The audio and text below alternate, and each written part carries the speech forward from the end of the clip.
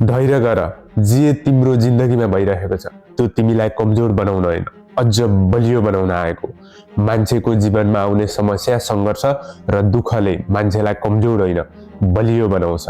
यदि मान्छेले आफ्नो जीवनलाई सही तरिकाले बुझ्न सक्यो भने जीवनमा आएका समस्या, सङ्घर्ष र दुःखसँग ऊ सही तरिकाले लडिरहेको छ या त्यो सबै कुरालाई उसले प्रत्यक्ष रूपमा हेरिरहेको छ भने उसले आउने भविष्यको समयलाई सहज तरिकाले कटाउन सक्नेछ। उसले ती हरेक समस्या र सङ्घर्षबाट जीवन जिउन सिक्दै जानेछ र आफ्नो जीवनमा आउने हरेक समस्या र सङ्घर्षसँग सहजै लड्न सक्छ।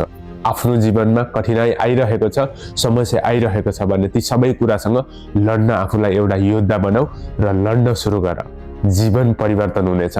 हरेक दिनको लडाइँले तिम्रो जीवनमा आउने हरेक समयलाई सुन्दर बनाउनेछ र तिमी आनन्दित भएर जीवन यात्रा गर्न पाउनेछौ।